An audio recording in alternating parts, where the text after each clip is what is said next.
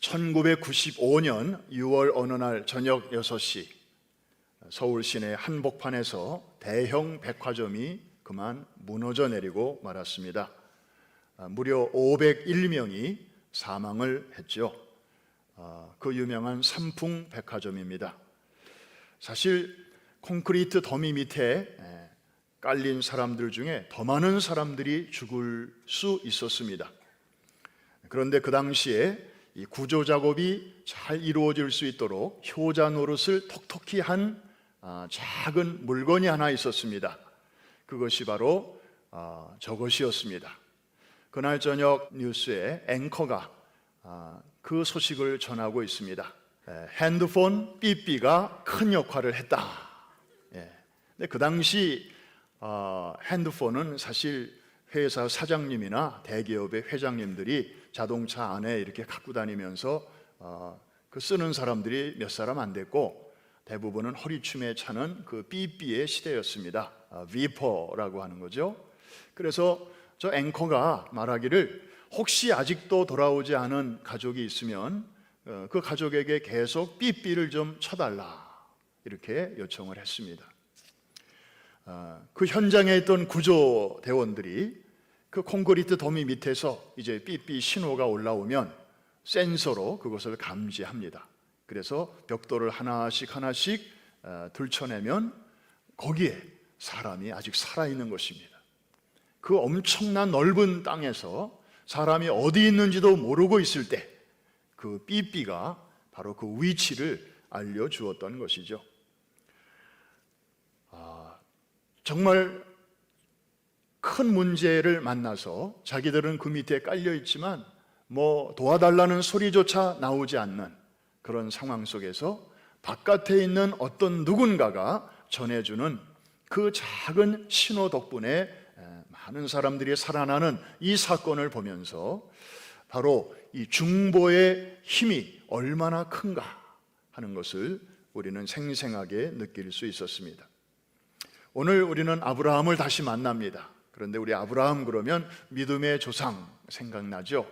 그런데 오늘은 좀 다른 모습으로 만나게 됩니다. 성숙한 중재자로서의 아브라함입니다. 하나님께서는 어느 날 두 천사와 함께 지나가는 나그네의 모습으로 아브라함의 텐트를 방문하셨습니다. 하루 중 가장 무더운 시간에 하필이면 방문하셨습니다. In the heat of the day. 그죠? 보통 그 지방의 사람들은 그 시간이 되면 아무도 나와서 일하지 않습니다. 그늘을 찾아 들어가서 쉬거나 잠을 잡니다. 일할 수 있는 시간이 아닙니다. 그런데 그 시간에 아브라함 부부는 극진하게 나그네 세 분을 대접을 한 것이죠. 하나님께서 그 대접을 잘 받으신 후에 두 가지 소식을 그들 부부에게 전해 주셨습니다. 하나는 좋은 소식, 하나는 나쁜 소식이었습니다. 좋은 소식은 무엇입니까? 내년 이맘때 너희 가정에 아이가 있을 것이다. 하나님이 그전에도 아들 주신다 이런 약속은 여러 번 하셨어요. 그러나 이 구체적인 시간을 명시하신 것은 이번이 처음이었습니다. 내년 이맘때, 다시 말하면 10달 후에 혹은 1년이 지나지 않아서 아기 울음소리가 있게 될 것이다. 얼마나 좋은 소식입니까? 구체적인 날짜가 나왔잖아요. 아마 굉장히 힘을 얻었을 것입니다. 그런데 이어서 슬픈 소식, 배드 뉴스도 있었습니다. 소돔과 고모라가 곧 멸망당할 것이라는 것입니다. 자기의 유일한 피부치인 롯과 그의 가족이 살고 있는 그 도성이 말입니다. 자, 이 두 가지 소식을 동시에 받은 아브라함의 반응을 한번 보십시오. 자기 가정에 좋은 일이 있을 것이라는 좋은 소식을 받았으면 보통 사람들은 1년 후에 당신 아기를 낳는데 그러니까 이거 건강관리 잘해야 되겠네. 당장 오늘 한의원에 가서 보약을 좀 칩시다. 그리고 우리 오늘부터 정기적으로 산보합시다. 뭐 등등 뭔가 이렇게 아기자기한 계획을 세우는 하고 바쁠 수도 있습니다. 그러나 아브라함은 거기에 신경 쓸 여유가 없었습니다. 왜냐하면 너무나 슬픈 소식을 들었기 때문입니다. 자기가 누릴 복에 파묻히지 않았습니다. 다가오는 소돔과 고모라의 심판에 대한 염려 때문이었습니다. 그리고 어떻게 하면 다가오는 심판으로부터 저들을 건질 수 있을 것인가, 그 방법을 찾아 나섭니다. 곧장 이 두 도시를 위한 중재의 자리로 나아가는 모습을 우리는 봅니다. 여러분, 똑같은 아브라함인데 우리가 과거에 만났던 아브라함과 한번 비교를 해보십시오. 아브라함이 가나안 땅에 도착하자마자 가뭄이 찾아왔잖아요. 그래서 애굽 땅으로 내려갔습니다. 그 애굽의 바로 왕이 사라의 아리따움을 보고 이제 취하려고 했을 때에 아브라함이 어떻게 하죠? 내가 남편인 줄 알면 나를 몰래 죽이고 내 아내를 차지할 가능성이 많다. 그래서 거짓말을 합니다. 이 여자는 my sister예요. 그러면서 자기 와이프를 뭇 남성에게로 넘겨버립니다. 여러분, 남편이 돼가지고 어떻게 이럴 수가 있습니까? 자기 살겠다고, 자기 몸뚱이를 위한다고 그런 처사를 저질렀던 사람이 바로 아브라함이었습니다. 25년 전에 아브라함이었습니다. 그런데 오늘 이 모습을 보면 그 당시는 그렇게 이기적이고 그렇게 자기중심적이었는데 오늘은 너무나 멸망을 앞둔 이 도성을 위하는 마음으로 하나님 앞에 나아가는 이 모습을 볼 때 얼마나 성숙한 모습인지 우리가 알 수가 없습니다. 여러분, 자, 하나님 앞에 나아간 아브라함이 뭐라고 하나님께 요청하는지 우리 한번 몇 구절 보겠습니다. 저 말씀 속에 다 들어있으니까요. 자, 23절 말씀 제가 읽겠습니다. 아브라함이 가까이 나아가 이르되 주께서 의인을 악인과 함께 멸하려 하시나이까? 그 다음 다 같이 그 성 중에 의인 50명이 있을지라도 주께서 그곳을 멸하시고 그 50 의인을 위하여 용서하지 아니하시리까? 다 같이 주께서 이같이 하사 의인을 악인과 함께 죽이심은 부당하오며 의인과 악인을 같이 하심도 부당하니이다. 세상을 심판하시는 이가 정의를 행하실 것이 아니니까. 그러면서 이제 아브라함과 하나님과의 대화가 계속되고 있습니다. 여러분, 아브라함은요, 그 소돔성에 적어도 의인이 10명 정도는 있을 것이라고 생각했습니다. 자, 롯 부부가 있죠. 그 다음에 두 딸이 있죠. 그 다음에 그 두 사위가 있죠.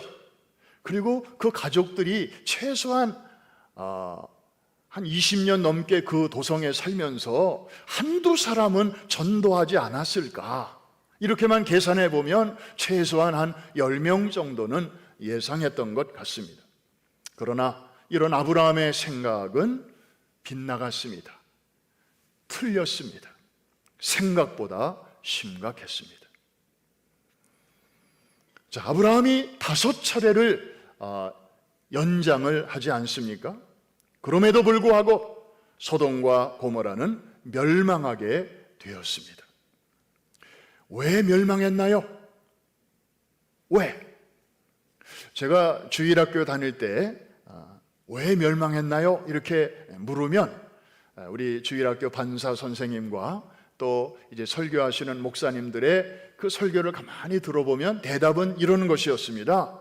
그 성에 사는 죄인들의 숫자가 너무 많아서, 그 성의 죄악이 너무나 가득 차서 멸망당했다. 저는 그렇게 들었기 때문에 그렇게만 알고 있었습니다. 또 그게 부분적으로 사실이고요. 그런데 커서 성경을 좀 자세하게 읽어보니까 진짜 이유는 따로 있었음을 알게 되었습니다.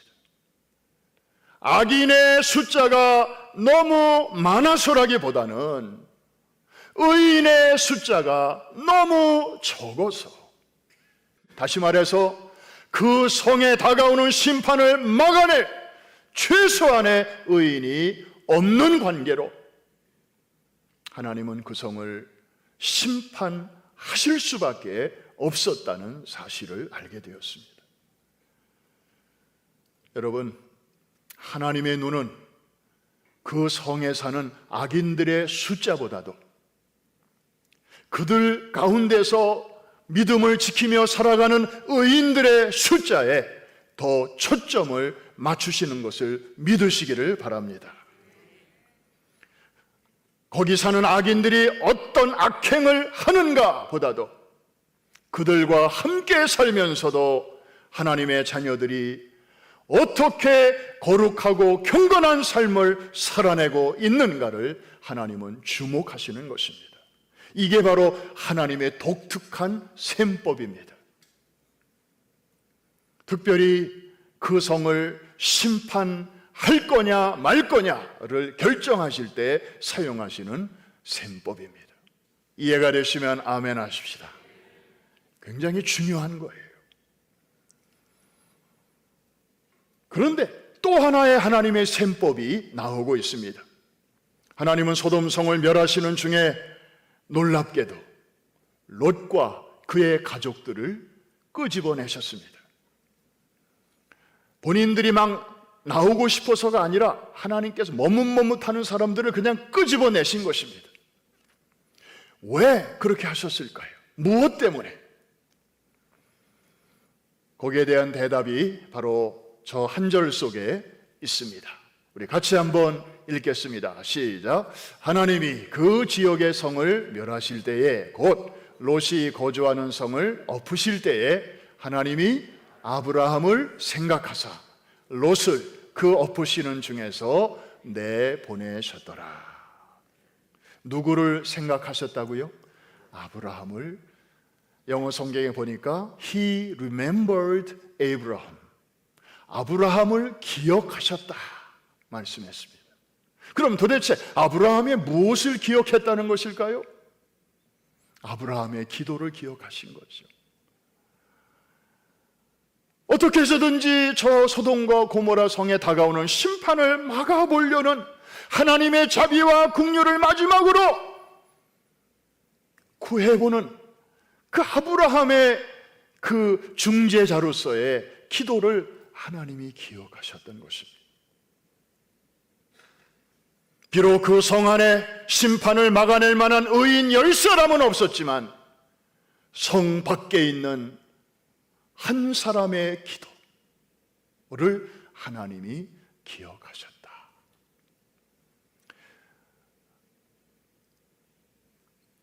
아까 심판할 것이냐 말 것이냐를 따지실 때는 악인의 숫자보다는 의인의 숫자를 먼저 보셨고, 이제 누구를 구원할 거냐 말 거냐를 결정하실 때에는 이렇게 비록 그 성 안에는 없었지만 성 밖에서라도 하나님 앞에 간절한 마음으로 중재자의 마음으로 기도하는 그 한 사람의 기도를 기억하시고 그 가족을 구원해 내셨던 것입니다. 이해가 되시면 아멘 하십시다. 이 중보 기도자의 그 중요성이 얼마나 큰가 하는 것을 우리는 여기서 여실히 볼 수 있습니다. 코리안 아메리칸 크리스천으로서 오늘의 미국을 생각할 때마다 참 만감이 교차합니다. 저만 그렇겠습니까? 여러분도 마찬가지죠. 지난 주간에 대한민국의 대통령이 미국을 국빈 방문하고 이제 가셨습니다. 그리고 지지난주 금요일에는 이 자리에서 지금 미국 상원에서 진행 중인 특별한 법에 대한 특강이 있었습니다. 이름하여 평등법이죠. The Equality Act. 여러분, 평등이라는 말 얼마나 좋은 말입니까? 그러나 저쪽에서 일하는 사람들은 온갖 좋은 말은 다 가져다가, 그러나 그 속에 자기들이 하고 싶은 그런 아주 생각과 아이디어를 다 집어넣어서 포장을 해버립니다. 그래서 평등이라든지 정의라든지 무슨 공평이라든지 그러면 사람들이 그거 뭐 나쁜 건 아닐 테지 뭐 다 잘하자는 얘기 아니야? 이러면서 다 그냥 넘어가는 사이에 이 사람들은 자기의 뜻을 이제 추진해 나가는 것입니다. 이 평등법은 본명이 포괄적인 동성애 인권 평등 법안입니다. 겉으로 보면은 아주 근사한데 그 안으로 들어가 보면 매우 심각한 것을 알 수 있습니다. 2015년 오바마 정부 때 연방 대법원이 이 동성 결혼을 합법화해서 굉장한 충격을 주었습니다.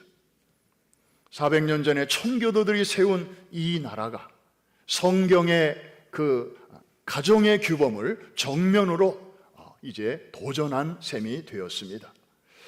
그런데 이제 이 평등법이 실현이 되면 2015년 그때보다도 더한 혼란과 도덕적인 타락이 예상되고 있다는 데 문제가 있습니다.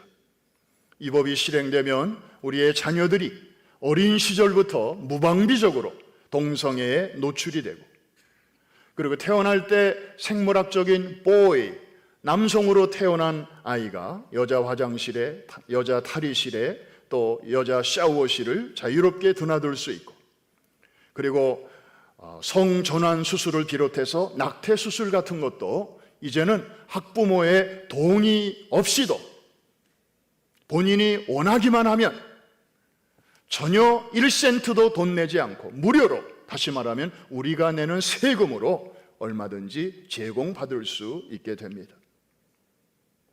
5%의 성소수자 LGBTQ라고 하는 이 5%밖에 안 되는 그 성소수자들을 위해서, 이들을 보호하기 위해서 95%가 역차별을 당하는 그런 법이 바로 이 평등법입니다. 그리고 이 평등법을 어기는 단체나 교회는 비영리 단체에 주는 세금 감면 혜택을 박탈한다고 으름장을 놓습니다. 그래서 만일에 이 법이 내일이라도 당장 상원에서 통과가 되어서 이제 시행이 되면 지금 제가 강단에서 말하고 있는 이런 내용의 설교도 다 이제 법에 걸리게 됩니다. 저는 이제 범법자가 되고 위법자가 되는 것입니다. 여러분, 코로나 팬데믹으로 인해서 지난 14개월 동안 전 세계가 동작 그만 모드로 멈춰 섰을 때에도 이 법을 추진하는 사람들은 쉬지 않고 일했습니다. 금년 2월에 하원을 통과했습니다. 그 후에 청문회를 1차, 2차, 3차까지 다 거쳤습니다. 그리고 이제 상원 테이블에 이게 올라가 있습니다. 우리가 잠들어 있는 사이에 저들은 이렇게 영적인 땅굴을 파고 여러분이 잠자고 있는 안방 바로 아래까지 치고 들어온 것입니다. 여러분, 우리가 지금 그나마 누리고 있는 이 신앙의 자유를 지키려면, 그리고 하나님의 말씀을 끝까지 지켜내려면, 그리고 무엇보다도 소중한 우리의 다음 세대를 이 법이 주는 폐해로부터 지켜내려면 우리가 크리스찬으로서 이 법이 통과되지 못하도록 막아내야 합니다. 여러분, 한번 생각해 보십시오. 다음 세대가 훗날 우리에게 이렇게 한번 물으면 어쩔 겁니까? 이 평등법 같은 악법이 통과될 때 당신들은 도대체 뭐 하고 있었습니까? 그때 우리는 너무 어렸어요. 우리는 저지할 힘이 없었잖아요. 그러나 당신들은 그때 어른이었잖아요. 왜 못 막아 주었습니까? 이렇게 따진다면 우리는 할 말이 없게 될 것입니다. 오늘날 미국의 상황은 소돔과 고모라 못지 않습니다. 하나님은 오늘도 중보자를 찾으십니다. 마치 아브라함 시대에 소돔과 고모라를 하나님이 진멸하시기 전에 아브라함이 하나님 앞에 나아갔듯이, 사랑하는 성도 여러분, 작년 3월 코로나 팬데믹이 터졌을 때 우리는 하마터면 많은 것을 일시에 놓칠 뻔했고 잃어버릴 뻔했습니다. 빼앗길 뻔했습니다. 예배가 그랬습니다. 예배당 대문이 닫혔습니다. 모일 수가 없었습니다. 큰일 났습니다. 그런데 하나님께서는 성전 예배의 대문이 닫혔을 때 온라인 예배라고 하는 창문을 열어주셨습니다. 할렐루야. 그래서 지금까지 우리가 예배를 놓치지 않게 된 것입니다. 선교도 뺏길 뻔했습니다. 아니, 뺏기는 줄 알았습니다. 그런데 이것도 역시 최근에 온라인으로 글로벌 컨퍼런스를 할 수 있도록 또 하나님이 길을 열어주셨습니다. 할렐루야. 얼마나 감사한지 모릅니다. 교제가 어려웠습니다. 만날 수가 없었습니다. 그런데 이것도 역시 오늘날 많이 회복이 되고 있습니다. 구제와 봉사도 전혀 못할 줄 알았습니다. 그런데 지나고 보니 오히려 평안한 때보다도 더 활발하게 할 수 있도록 하나님이 도와주셨습니다. 어려워 보니까 나보다 더 어려운 사람들이 눈에 뜨이는 거예요. 그래서 적지 않은 성도님들이 아이고 저는 그래도 괜찮은데 더 어려운 사람들이 있으면 좀 도와주세요 하고 교회에 물질도 맡기고 물건도 맡기고 마스크도 맡기고 뭐 음식도 맡기고 평상시보다도 그런 손길이 더 많아지게 되었습니다. 그래서 우리가 여러분이 도와주시는 거 가지고 주변에 여러 군데 쉘터도 가서 여러 차례 방문도 하고 음식도 좀 나눠드리고 또 어려운 짐도 좀 나누어지고 우리가 그 어느 해보다도 아주 그런 사역을 활발하게 하게 되었습니다. 참 감사한 일이죠. 그러나 여러분, 그때 빼앗긴 것 중에 우리가 아직도 찾아오지 못하는 것들이 몇 가지가 있습니다. 물론 자녀들 이제 곧 돌아옵니다. 이미 돌아와서 예배 드리는 부서가 있습니다. 이제 차례차례 다 돌아올 것입니다. 그런데 아직까지 우리가 회복하지 못하는 것이 뭐가 있을까 생각해 보았습니다. 첫째, 우리는 가정에서 모니터 앞에서 예배를 드리면서 찬송을 잃어버렸습니다. 처음에는 같이 불렀습니다. 얼마나 정말 목매어 감동적으로 불렀습니까? 하나님, 이곳에 임재하여 주옵소서. 이곳에서 드리는 우리의 예배를 받아 주옵소서. 많은 분들이 눈물로 찬송하며 예배하였을 것입니다. 그런데 계속 이런 온라인 예배가 계속되다 보니까 나중에는 세계에서 지금 이 시간 찬송하는 사람이 나밖에 없는 것 같아. 우리 부부밖에 없는 것 같아. 머쓱해져 가지고. 그리고 교회에서 다 같이 섞여서 할 때는 그냥 묻어서 잘 됐는데 이거 반주도 없고 그냥 우리 목소리가 생으로 다 나가니까 우리 음악성 다 그대로 뽀록 나는 것 같고 나중에는 점점 찬송 소리가 기어들어가. 나중에는 그냥 듣기만 해. 찬송을 감상만 하는 거예요. 1년이 넘도록 그런 예배를 드리다 보니까 정말 찬송의 영성을 우리가 잃어버렸어요. 여러분, 찬송이 성경에서 얼마나 중요한지 아십니까? 요한계시록 거기 가보면 하나님 보호자 앞에 간 우리 성도들이 밤낮으로 하는 일이 바로 찬송이에요. 하나님께 영광을 돌리고 또 어린 양에게 감사와 찬송과 영광과 존귀를 돌리는 게 그 천국 생활의 일과예요. 거기서 뭐 우리가 414 선교를 또 하겠습니까? 천국 가서 거기서 목사가 무슨 주일 설교, 새벽 설교, 금요 설교를 또 하겠습니까? 다 없어져요. 천국에 가면 예언도 패하고 은사도 패하고 필요 없어요. 다 지상에서만 필요한 거예요.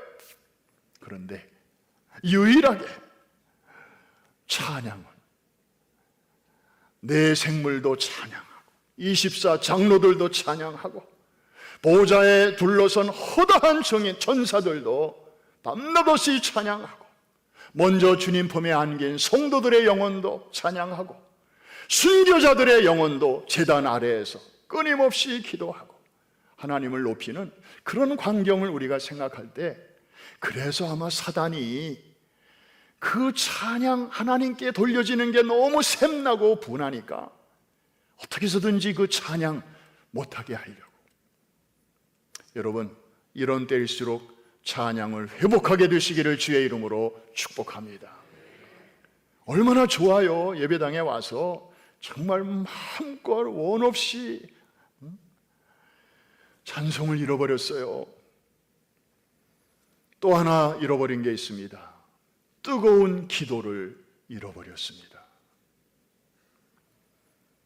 모니터 앞에서 다 같이 뜨겁게 기도하는 시간인데 뭐 하려고 보니까 쑥스러워요. 기분이 안 나요. 처음에는 좀 하다가 나중에는 다 속으로 기어 들어갔어요. 그냥 말씀 들으면 예배 드린 줄로 알아요. 설교 끝나면 그냥 설거지해요. 언제부터 우리의 영성이 이렇게 됐습니까?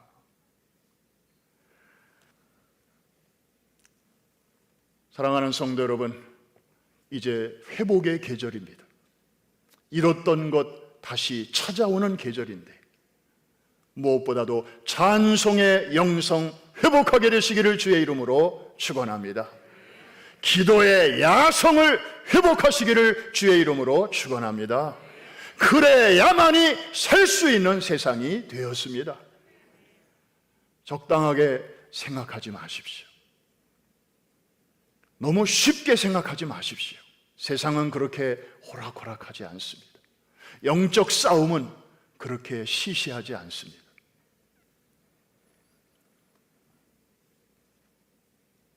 제가 담임 목사로서 금년이 이제 4년째 접어들었습니다. 그전에는 한 번도 이런 말씀을 드린 적이 없는데 오늘 처음 드립니다. 작전 명령을 주의 이름으로 여러분들에게 오늘 하달합니다. 사랑하는 프라미스 항공모함 승조원 여러분, 지금 우리는 노멀에서 뉴 노멀로 넘어가는 중요한 전환기에 서 있습니다. 지금부터 제가 드리는 이 작전 명령은 목사를 위해서도 아니고 어느 개인을 위해서 드리는 말씀이 아닙니다. 오직 하나님의 영광을 위하여, 교회의 유익을 위하여, 성도들의 축복과 행복을 위하여 드리는 말씀입니다. 내일부터 한 주간 특별 작전 명령을 여러분들에게 전달합니다. 작전 명령은 작전 명령 146-777입니다. 146은 모레. 아마 센스가 빠른 분들은 벌써 감 잡으셨을 것입니다. 아까 광고 시간에 다 나왔습니다.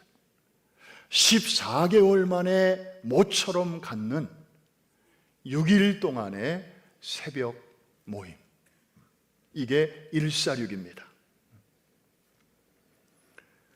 777은 그럼 뭐래? 요건 좀 설명이 좀 필요합니다. 여러분, 사람의 숫자는 5, 마귀의 숫자는 6, 하나님의 숫자는 7이죠. 그래서 마귀는 사람보다 한 수 위고, 그러나 아무리 발버둥 쳐도 하나님보다는 한 수 아래. 그래서 마귀는 아무리 최선을 다해봐야 666으로 끝나요. 마귀가 아무리 하나님을 대적하고 하나님의 백성인 우리들을 방해하고 또 방해하고 방해한다 할지라도 진정한 승리는 777 되시는 하나님과 그에게 속한 성도들에게 있는 줄로 믿습니다. 반드시 우리에게 이김을 주실 것이기 때문에 그 결론을 미리 거기에 갖다 붙인 것입니다. 그래서 작전 명령 146-777입니다. 이 명령은 누가 받는 것이냐? 프라미스 항공모함의 승선한 모든 승조원들에게 하달되는 것입니다. 그 중에서도 특별히 항존직들, 항존직이라고 하면 이제 장로님, 권사님, 안수 집사님들을 가리킵니다. 그 중에서도 한 시대 정말 혼신의 힘을 다해서 섬기시고 은퇴하신 연세 드신 분들은 좀 자유롭게 하셔도 괜찮습니다. 이제 몸도 불편하시고 운전도 어려우시고 그런 분들은 가정에서 예배 드리셔도 괜찮아요. 그러나 현역 우리 장로님들과 또 권사님들과 또 안수 집사님들과 권사님들은 조금 문제가 있네요. 왜냐하면 이분들은 은퇴 연령이 없어요. 네, 스스로 젊다고 생각하는 분들은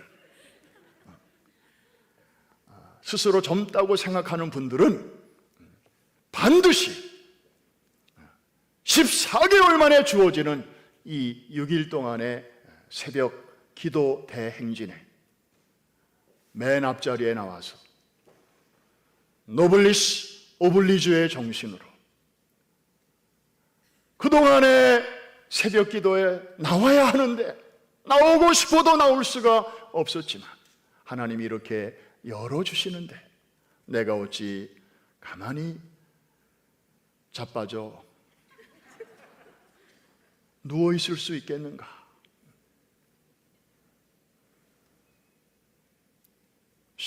이 우리 항존직들은 전원 퀸즈 성전 혹은 뉴저지 성전으로 총 동원령을 여러분들에게 주의 이름으로 전달합니다. 할렐루야. 누구를 위한 것이겠습니까? 바로 여러분 자신을 위한 것입니다. 나는 교회는 나오지만 나는 항공모함의 승무원이 아니요. 나는 실은 딴 배 이슈. 그런 분들은 안 나오셔도 됩니다. 그러나 스스로 정말 주님 오실 날에 가까운 이때에 414 윈도우 선교 비전을 통해서 세계 선교를 마무리하라는 이 어마어마한 비전을 하나님께서 이민교회에 불과한 우리 교회를 통하여 전 세계에 지금 주셨는데 이 엄청난 사명을 받은 교회의 자랑스러운 승무원으로서 제가 시대와 역사 앞에서 단 한 번뿐인 나의 삶을 그렇게 내가 큰 일은 못하지만 그냥 내 자리라도 지키겠습니다. 그런 마음을 가지신 분들이라면 내일부터 시작되는 이 한 주간 여러분 주님 앞에 드릴 수 있기를 주의 이름으로 축원합니다. 여러분 새벽은 참 신비로운 시간입니다. 밤사이에 충만했던 어둠이 소리 없이 동토오는 아침에 그 햇살에 못 이겨서 물러가는 시간입니다. 일하던 사람들은 다 조용하고 하나님이 일하시는 시간입니다. 성경에 보니까 그 이른 시간에 홍해가 갈라졌습니다. 할렐루야. 그 이른 시간에 여리고성이 무너졌습니다. 그 이른 시간에 무덤 문이 열리고 우리 주님 죽음의 권세를 이기시고 부활 승리하셨습니다. 그러므로 이 새벽이야말로 하나님이 일하시는 시간, 능력의 시간이요, 구원의 시간이요, 승리의 시간인 줄로 믿습니다. 여러분이 내일 아침 새벽을 깨우는 것 자체가 승리의 선포인 줄로 믿습니다. 새벽에 성도들이 함께 모여서 우렁차게 찬송할 때 지옥이 떨릴 것이고 사단이 두려워서 간담이 서늘해질 줄로 믿습니다. 새벽에 성도들이 모여서 뜨겁게 기도할 것입니다. 자신을 위하여도 기도하고 그 다음에 우리와 우리의 자손들이 살아갈 이 미국을 위해서도 기도하고 두고 온 조국을 위해서도 기도하고 특별히 다음 세대와 그리고 전 세계 414 윈도우 운동의 확산을 위해서 우리가 뜨겁게 기도할 것인데 그럴 때에 엘샤다이 전능하신 하나님께서 우리를 도와주실 줄로 믿습니다. 깨어 기도하는 이 시대의 의인들이 이 뉴욕 땅에 있으므로 말미암아 뉴욕은 망하지 아니할 줄로 믿습니다. 깨어 기도하는 우리 한인교회가 있기 때문에 미국은 망하지 아니할 줄로 믿습니다. 여러분 때문에 하나님께서 그렇게 하실 것입니다. 쫄지 말고 거룩한 자부심을 가지시기를 주의 이름으로 축원합니다. 어깨를 펴시기 바랍니다. 하나님은 다수를 보시지 않고 깨어 기도하는 소수를 보시기 때문입니다. 많은 사람의 기도보다도 한 사람의 중보 기도를 하나님은 먼저 듣고 계십니다. 여러분이 모여서 기도하면 하나님께서 뭘 못하시겠으며 다가오는 심판을 우리가 중보함으로 막아낼 수 있는 줄로 믿습니다. 여러분이 얼마나 소중한 분들인지 모릅니다. 이제 마지막으로 다음 한 주간을 우리 하나님 앞에 제가 드리겠습니다. 새벽을 깨우겠습니다 하는 그런 마음을 우리가 하나님 앞에 다윗의 고백을 빌어서 한번 드리고 같이 기도하겠습니다. 시편 57편 7절과 8절인데 여러분의 마음을 저 고백에 담아 드릴 때 하나님께서 도와주실 것입니다. 우리 큰 소리로 같이 한번 읽겠습니다. 시작. 하나님이여 내 마음이 확정되었고 내 마음이 확정되었사오니 내가 노래하고 내가 찬송하리이다. 내 영광아 깨를지어다. 비파야 수금아 깨를지어다. 내가 새벽을 깨우리로다. 아멘입니까? 한번 따라해 주시기 바랍니다. 내가 새벽을 깨우리로다. 2층만 한번 해보겠습니다. 2층만 시작. 따라하세요. 내가 새벽을 깨우리로다. 좌우 날개만 한번 해보겠습니다. 숫자가 많지는 않은데 얼마나 그래도 하나님이 들으시니까 준비. 내가 새벽을 깨우리로다. 와, 아멘입니다. 이제 우리 1층 숫자가 제일 많은데 얼마나 그 음성이 담대하게 나오는지 한번 보겠습니다. 준비. 내가 새벽을 깨우리로다. 아멘입니까? 그런 자들을 위하여 하나님께서 새벽에 도와주실 것입니다. 한번 같이 따라해 주시기 바랍니다. 하나님께서 새벽에 나를, 우리를, 내 가정을, 우리 교회를, 뉴욕을, 미국을 도와주시리로다. 믿습니까? 기도합니다.